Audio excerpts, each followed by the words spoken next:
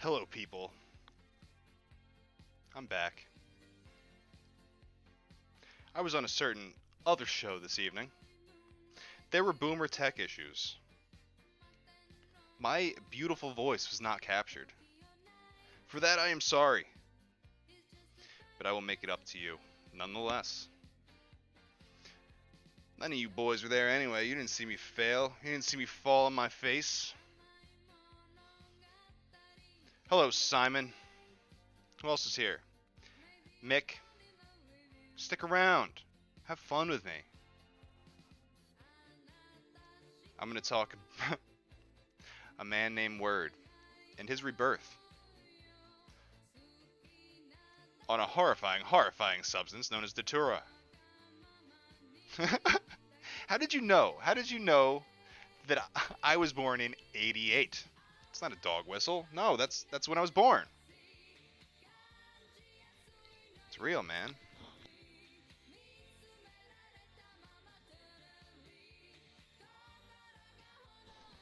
Man, I sure am. Well, if it's pronounced Mike, why isn't it spelled Mike? You did it wrong. You spelled it wrong. So disappointed that my last stream went so poorly. Ever so poorly. But I've got content.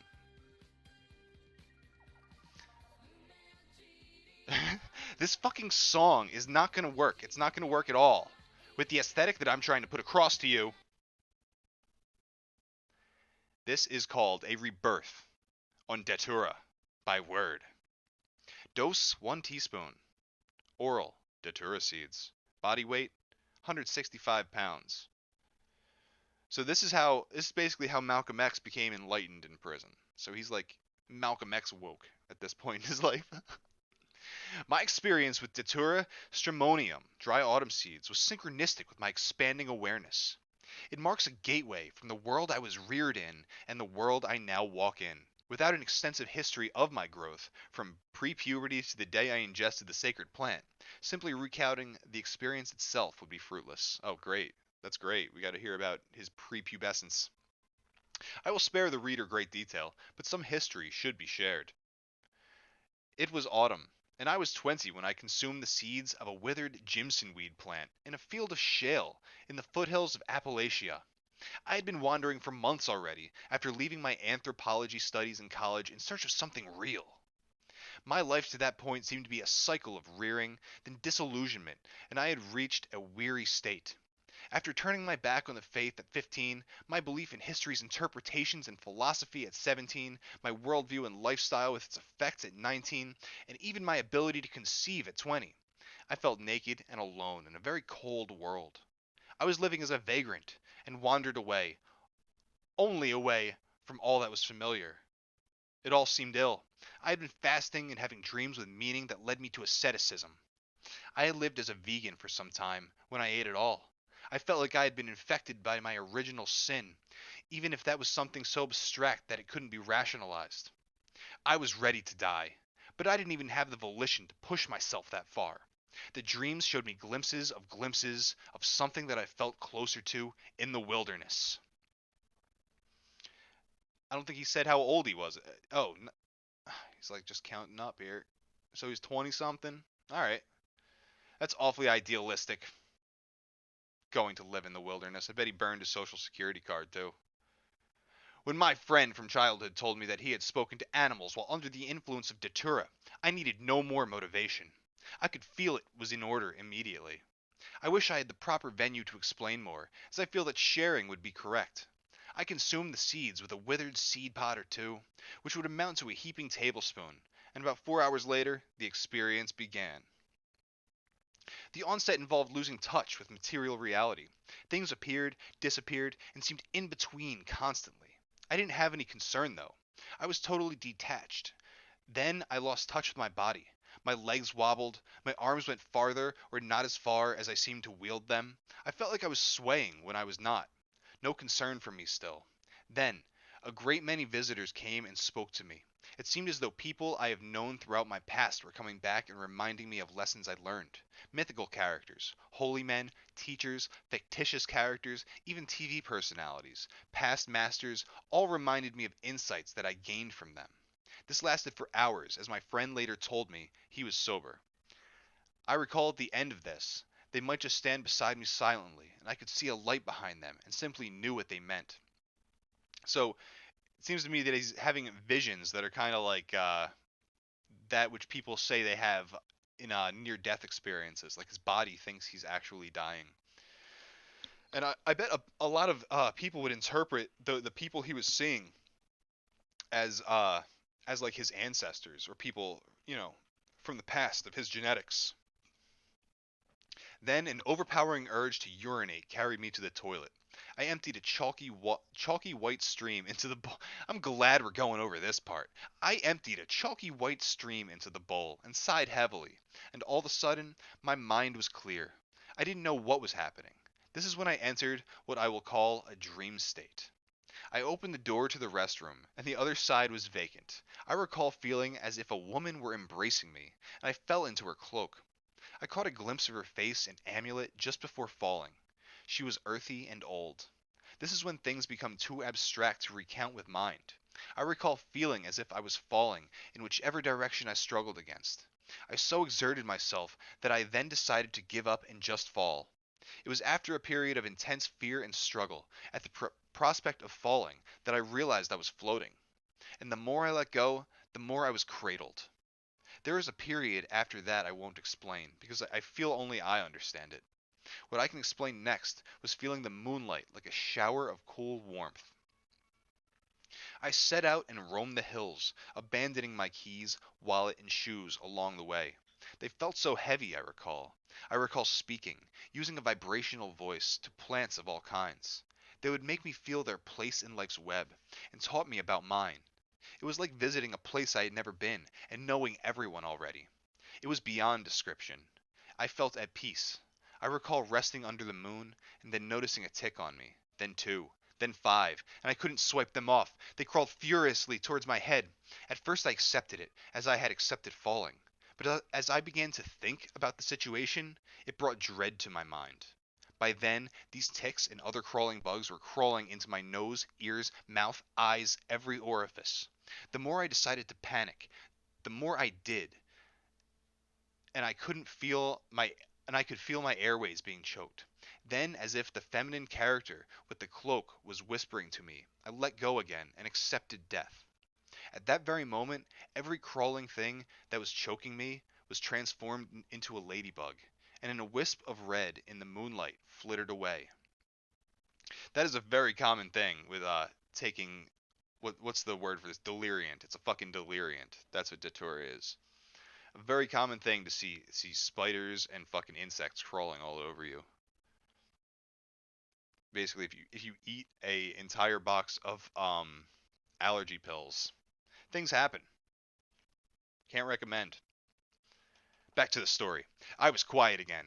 Then, approaching from a distance, a dance by a feline-like feminine figure. It was incredible, and I was deeply moved. Acrobatic, yet smooth and flowing. I was entranced. Then I realized she was a shadow. I realized that shadows all around me had begun to dance, so I joined them. There was a visual music, and all around the shadows. There was a visual music, and all around the shadows danced. They taught me to dance like them, and I felt so grateful that I cannot explain. There is another mysterious period here, a blur of abstract events. I then spoke to a dog for some time. Strange as it might sound, at first he was an old farmer, leaning against the truck. He would nod as I told him things, mostly my deep feelings of goodness in seeing him well, which didn't seem strange at all. Then, gradually, he responded more and more by turning his head and barking an old bloodhound type bark. This too seemed normal. Then his guise was also canine. He told me of his life and how he longed to feel wild again before he passed. He was very old. He conveyed to me that I would do well to embrace a mystery within all things, even my own being. I understood then, but later, when sober, had to meditate long to reach this again. I bid him adieu, and wandered farther. It very much sounds like his body literally thinks he's dying. There is another phase now, which is a mixture of seeing things in stages of decay. It is very difficult to convey, but amounts to the fact that all is perpetually thriving and decaying always. That is the movement from order to chaos. Take note, boys and girls. The next I recall, I was talking to a man in his house, which I had wandered into. Later he told me that I woke him up by entering, and he asked what the fuck I was doing there, and to get out. My response was an expression of innocence recoiling from brutality. He said I examined everything in the room closely. At that time I recall seeing them as relics, and then settling on his sofa and talking to him. Being well experienced with psychedelic experiences himself, he relaxed and tried to get information about me. I recall him asking where I was from, and this is when normal processes began to return. I could tell him what state and city I was from, but what he wanted to know was from where did I wander to his home. He asked me how I got there, and I told him my car. He asked what car, and I pointed to his. It really looked like the car I once owned at the time. Later, he heard me muttering to myself about things that seemed to remind him of a book he was reading concerning the Akashic records, which I am still not familiar with, not even its spelling. Eventually, I felt I could walk back to my starting point. So I'm confused. Did he literally walk into someone else's house?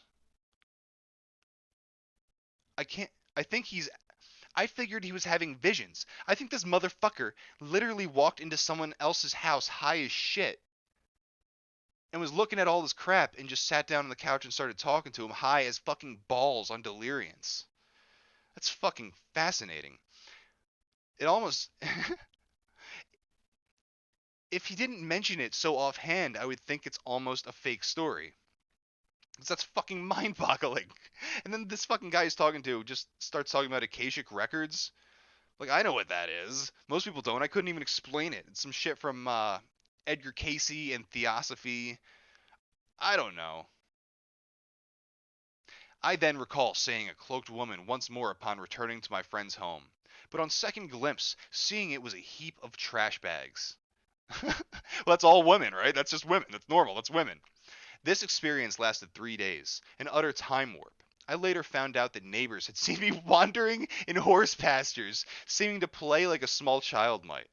I was mud encrusted up to my knees and dirty all over, just wearing pants. I think this guy's the Incredible Hulk. I think that's what happened. I still have the impact of these events with me today. I know how to let go. I know how to let life flow through me. My life was greatly enriched by walking into some fucking guy's house. What? I feel I feel being disillusioned and ready to die was what kept me afloat during this experience. Would I have choked to death if I hadn't? The feminine aspect of all things has become a most fascinating and revered part of my life. The mystery has returned. I may never use Datura again. I don't hear the voice. As you can see, it is among the most risky trips I've ever encountered. After studying its traditional use, it's quite clear why that time was right. Yet, I will never suggest someone use it the way I did. Datura is beyond psychedelic. Christ. It- It's stupid because it's not even a psychedelic. Datura is not a fucking psychedelic. It's a delirium. It makes you go fucking batshit crazy. That's what it does. No, I wouldn't recommend this. No, absolutely not. I see Mike in the chat. The Akashic Records is where all knowledge is stored. So that makes me think like quantum physics. Like, is that like the the ball of timeless eternity where all of material reality springs forth?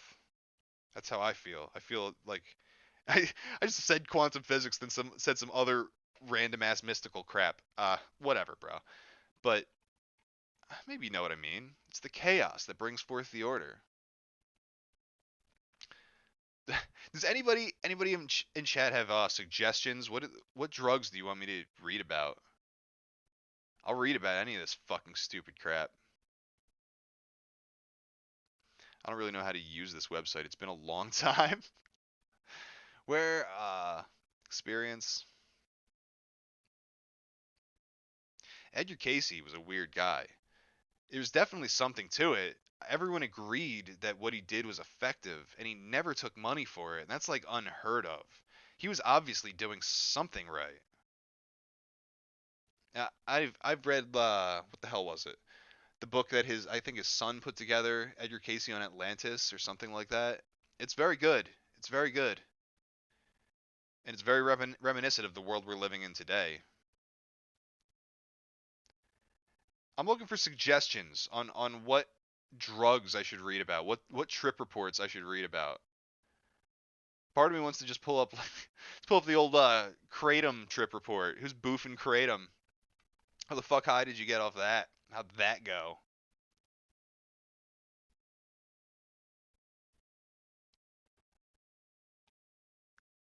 Man, this you can tell using this website. It's very much like 2002 here. Yeah, thinking 4-ACO DMT. That's a thing I've always been fascinated by. Have I read these already? I might have. All of these assholes are combining everything with ketamine. I understand the urge. What can't be interesting? Boofing Kratom? Was it that?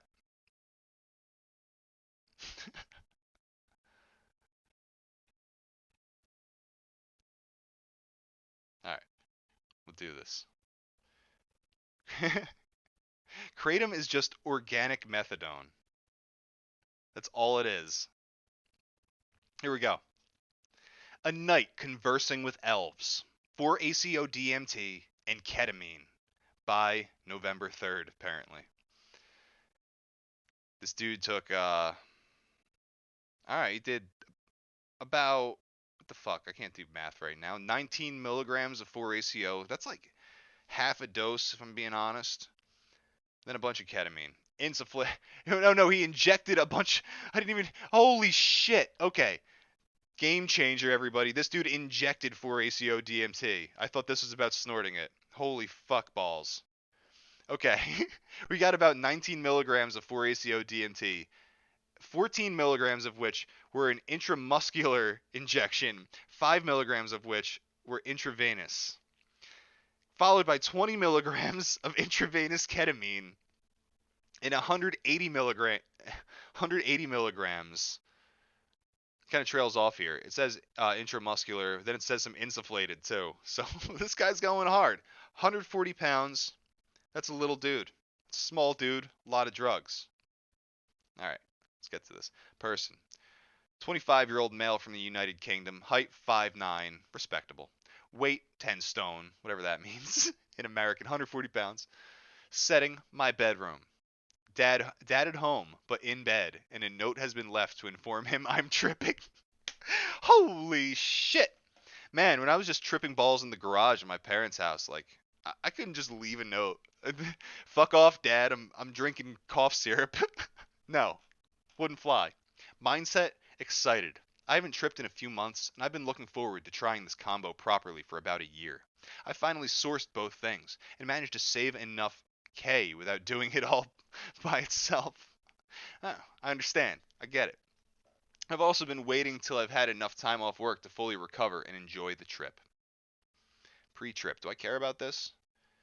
Preparing the shots, I care about that. I prepare a primary intramuscular shot of 12 to 15 milligrams 4-ACO DMT, an intramuscular shot of 180 milligrams ketamine for a hopeful K-hole midway through the trip, and an IV shot of 5 to 8 milligrams 4-ACO DMT, plus 20 milligrams ketamine to get me where I want to be. If the primary 4-ACO shot doesn't get me there, dude, you're going to be all the way up, bro. I'm experienced with various psychedelics and dissociatives taken through various routes of administration, such as 4-ACO DMT snorted, eaten, IM'd once before, and IV'd once before. Ketamine snorted, IM'd various times, and IV'd once. He's just bragging. 3-MeO PCP snorted, eaten, intramuscular. 4-MeO PCP eaten. Methoxetamine, sublingual snorted, IM'd, salvia, dude, come on, tryptamines, phenethylamines, blah, blah, blah, blah. Oh, here we go. He's never come into contact with any other entities apart from once on smoked DMT, where he didn't really communicate with them, and they just seemed like clown faces in part of a machine. Huh. Blah, blah, blah. I have the shots prepared, and I have a bit of ketamine left over to snort as I start coming back to reality. Perfect. I've tried IM 4-ACO DMT at about 20 milligrams before, and it was a strong trip, but nothing like what I'm about to witness. I put the drugs prepared shots into my bedside drawer. Man, junkie boy over here. Move my laptop from my desk to beside my bed. Then I inject the first 12 to 14 milligram shot into my right thigh. I sit on the floor and tap the side of my Tibetan singing bowl to start to meditate a bit as I come up. I've heard of people, like, I understand doing drugs and meditating, but if I'm like shooting shit into my goddamn arms, like, I don't know. Fuck, maybe that's the way to do it. Maybe that's how the CIA gets in contact with the machine elves or whatever. Nick Voss in chat says, IV Ket? Wow. Most people would be out of it by the time the needle was in your arm. Yeah, in my experience, understandable. Oh, I'm totally Jim. I'm Mr. Anti-Bully. That's me. No, that guy's gonna die of fucking cancer AIDS. I'm the new guy. Where was I? It comes on faster than I remember, and I start to cough a bit. I think I might be sick, but the nausea fades within 5 minutes. I'm at, what the fuck does that mean? Plus plus within minutes, so I lay in bed and put a favorite tripping album on of mine, Arion, Into the Electric Castle, with the visualization on Winamp. He's got Winamp. Oh, that takes me back. Oh, who in chat's old enough to remember Winamp player? Oh man, that feels good. What a boomer. He's at a triple plus. I don't know. I don't understand this rating system he's got going on. He's at a triple plus in about 30 minutes. I listen to the first few tracks of the album and then decide to do the 5 to 8 milligrams slash 20 milligram for ACO DMT and ketamine IV shot. Why let it go to waste, I think. It's good thinking, bro. RECYCLE recycle and all. It's easier to hit a vein than I thought it would be when tripping this hard. That's fucking awful. Holy shit, is that a horrible sentence? And I register without trouble. I've tried both substances IV'd on their own before, but I haven't enjoyed the experience. It seems to be over before it's truly began. But this time it's different. I turn off the music. Now we're a little over a half hour into the journey here. I'm catapulted into an alternate dimension. Now he's at fucking quadruple plus here. This is no joke. 4 pluses in his rating system. That's fucking top notch. He's in another universe or parallel dimension, he thinks. With my eyes closed, I'm in a room filled with beings. They all seem to be part of a machine made from colorful patterns. They all gather around me, seeming shocked. Later on, it doesn't really matter whether my eyes are closed or open. 40 minutes in. 40 minutes to 3 hours in, I guess. Shit, I don't know. They seem shocked, and I apologize if I barged in on something. God, I have been there. I swear to God. He didn't intend to barge in on anything. They inform me that it's okay. They're just as surprised to see me as I am to see them. Can this really be real? I've listened to McKenna. I've listened to Joe Rogan. They talked about machine elves, even though I experienced them, albeit less intensely, on DMT before. But by and large, I took them to be a product of McKenna's overactive imagination in combination with high doses of mushrooms and DMT. But here I am, in their world, conversing with them. It's pretty cool. Bro Jogan would be impressed. I spend the next few hours asking them questions and agreeing with them at how interesting it is. Are you the machine elves McKenna talks about? They seem bemused. What are the elves, they ask. I explain they're magic beings, which are part of human folklore in different cultures. They all laugh. They like the idea of being seen as magical entities. It seems like they think it's ridiculous, but are happy to have the association. I also explain to them that the machine part, and explain that to us it seems as though they're made of some complex machinery. I can hear beeps and boops, kind of like R2-D2, as their colorful surface slash skin moves in different directions. There's also the noise of how you imagine a robot car factory machine moves. Its arms or legs. When I speak aloud, my voice and the noises I make kind of echo slightly around the room. Different acoustics to how my bedroom is. What do you call yourselves in your own language? They make a complex noise incorporating the noises I explained earlier. I can't remember or repeat it. They ask my name and I tell them speaking in English. They ask my name and I tell them speaking in English. Like, I know, dude. It doesn't seem to matter which way I talk to them. Speaking like 5 different languages to these guys. I communicate with them via thought for the questions and also kind of speaking in tongues and bleep bloops when talking small talk. They put food in my mouth, and I take drinks from them. I can't taste anything, but I can feel it in my mouth. I thank them, using the small talk language. I put my arm out to see if I can touch them, and they hold my hand. So, this fucking guy, like, he is CIA machine elf tripping, like, at home while his dad is in the other room with a note on the door that says, "Sorry, Dad, me and Alex Jones are going to meet the fucking machine elves." I'm impressed. I like it. Over here, it's repeated like it's really important. I put my arm out to see if I can touch them, and they hold my hand. It was really important. Some are made from long, complex testicles. Tentacles. Others look different, but I can't remember their features. I turn round, and there are more behind me. They jump back startical. What's wrong with me? I'm stupid. I gotta get drunker. I gotta drink more. I turn round, and there are more behind me. They jump back startled when I turn to face them, but then come closer to look at me. We're going back into a dialogue here. Do many humans end up here? Or any other beings at all, for that matter? They say they've heard of it, but they've never witnessed it. We talk about whether they're in another universe entirely, or if they're overlapping our reality and come to the conclusion that there must be some kind of overlap. It's killing me that he's not doing like a dialogue back and forth here, so I can't do my elf voice. We have heard of such dealings, but we have never seen in our realm. maybe maybe I'll just do it as I go. We'll see. I apologize again for barging in, but they reassure me it's okay. It's an interesting experience all around, and they're glad I'm there, even if it was a shock at first. I think back to a previous trip where I experienced an ego death slash unitive experience. I asked them if they understand the concept of oneness, and if so, how can they exist if everything is one? They tell me that the concept seems plausible, but asking how they can exist is like them asking how humans can exist. Even if oneness is a reality, it doesn't mean different life forms couldn't develop separately. I'm surprised they aren't some kind of wholly enlightened race or something, though maybe I was naive to think that in the first place.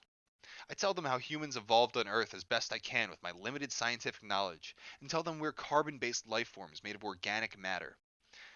I asked I ask when how they came to be. Whatever. When how, sure. Or what they're made of, but they don't seem to understand. It's as though they've been this way for as long as they can remember. It's pretty cool. Yeah, the oneness is easy. That's pretty easy. If everyone is just a okay, so if God is the ocean and each of us is like a drop of water, like where does the ocean begin and the drop end and all that nonsense. So it kind of makes sense. Like there's no limit to that, to what would be timeless, infinite, matterless infinity, for lack of any better term. Makes sense. I believe in the DMT entities. 4 hours in. After conversing for a few hours and being fed and watered by them, I tell them how I ended up here, via the drug, and ask if there is more to their world outside of this room, in quotes, I've found myself in. They tell me there is, but they don't know how they could show me. It seems as though I must be some kind of apparition to them, not fully solid in their world and unable to move around properly. I explain it'd be great to come visit again, perhaps being able to bring a friend, and they tell me that I'm welcome. I ask if I'll end up back with them or some other part of their world or a different place altogether. They say they don't know. I then remember the ketamine shot and asked them if it would be okay to do it. Oh, that's good. That's fucking fresh. Oh, that's good. I then remember the ketamine shot, and I asked the weird alien guys if it's okay if I can shoot fucking ketamine into my butt cheek, or if it's disrespectful. Will you be here when I get back, or perhaps you'll be able to come with me? I don't understand what he's asking there. They say they're not sure again, but they'd like to come with me if possible, because it'd be another new experience for them. I agree, and I shoot ketamine into my butt. Okay. 5 hours in. I come round about an hour or two later and don't remember anything of the K-hole. The beings are gone, but I'm still tripping from the 4-ACO DMT slightly. I snorted some more ketamine and try to put Arion back and figure it out for a minute, but then mess it up trying to find the visualization on Winamp player. I quit after a few minutes and just lay back contemplating what just happened. 5.5 hours in, I see that I have about 100 milligrams of ketamine left in the baggie, so I squirt some water in and prepare a final IM shot of ketamine. I put on a sci-fi ASMR video, a new addition to my coming down from tripping kit, and I get sucked into a nice immersive story. It's called something like Transpersonal Healing Clinic, and sounds like exactly what the fuck the name implies, I bet. 7 hours in. It was the perfect way to end the most intense trip of my life. Afterwards, I snort some Atizolam powder and sleep until 6 p.m. the next day. Jesus fucking Christ, dude. Settle down. Fear and loathing in your dad's fucking garage or whatever. Jesus. The next day, I feel like I could eat a horse and devour dinner and ice cream and some cereal bars. My dad can tell I'm still a bit spaced out, but he doesn't ask questions. I've explained to him the reason I trip a few months previously and told him how much it's helped me in the past. We agree it's okay to trip in the house, as long as I'm careful. I then go back to bed and sleep until 12:30 the next day. Anyone ever have a fucking conversation with your parents about why you should be allowed to fucking trip when you're like 16? Doesn't usually work. I feel psychically rejuvenated, but mentally, I'm still coming to terms with what happened. Could I have really visited another world, or were the beings just a projection of how I would perceive the machine elves to be? After all, why did I seem to be the only one asking questions? But if that's the case, why have others reported such similar experiences? It was an interesting trip, but I don't think I'll try to repeat it anytime soon. It would be easy to get preoccupied with trying to explain the other worlds instead of developing your inner self, which I said before is the main aim of why I trip. I've read about Hindu cities in which sadhus report psychic abilities, but are told to ignore them, as they are just a distraction from recognizing the ultimate reality, oneness. Perhaps visiting these other worlds is one such city. I hope to visit them again one day, perhaps with another person as an observer. But for now, I will stick to lower dose trips and other non drug induced psychonaut experiences. I know this all seems a bit crazy, but I also know there are people out there who know exactly what I'm talking about or have had very similar experiences. Take from it what you will. Personally, I had an experience like that once. I uh, I was on some fungus and I was I had a balloon going, and I was inhaling from that fucking nitrous balloon. And at the peak of my trip, when I did that, I got transported to some other fucking place, and there were these fucking beings there, and one had like the face of an ox, and one had the face of like a wolf, and the other had a face I don't even remember. It all is fleeting, but I got there, and as soon as the bull saw me, or the ox or whatever the hell he was, he had horns. I remember that. I remember him screaming at me, and it wasn't with sound. It, I remember his face exploded into just this fucking brutal sensory static, and it just screamed like you're not supposed to be here. Is basically what I was getting out of it. And it's very similar to what this guy was talking about, getting the surprised reaction from the beings and apologizing to them for being there. I didn't apologize, but the guy with the wolf mask. I say mask now. It's so tough for me. I saw their faces as like a wolf or an ox or whatever, but it was implied that they were masks and I couldn't see what they really were. So he kind of fucking pulled up the mask for a second and was like, "Dude, relax. You're not supposed to be here. Get the fuck out. At that point, I start trying to like withdraw as fast as I can from this vision I'm having that's induced by fucking fungus and laughing gas. Uh, I keep opening my eyes trying to get back to my reality. I'd open my eyes and I'd be in my room and I'd see my friend sitting next to me. But then when I'd blink, I'd be back in that place and I'd see them still staring at me like, "What the fuck are you doing here? Get the fuck out!" And yeah, um, it was pretty goddamn scary. Eventually, I got the fuck out, and it seemed that the message was that they weren't trying to they didn't have any malevolence to them. They didn't want to hurt me. They just wanted me to fuck right off, and if I could understand that, then I was just free to get the fuck out. I was just in their way. I was just some dumbass in their way. I don't know. I was on drugs. That was a thing. I think I'm gonna call it here. I appreciate y'all listening to me. Anyone in chat, I fucking love you. Don't you fucking doubt it for a second. Spread the love, everybody. Godspeed.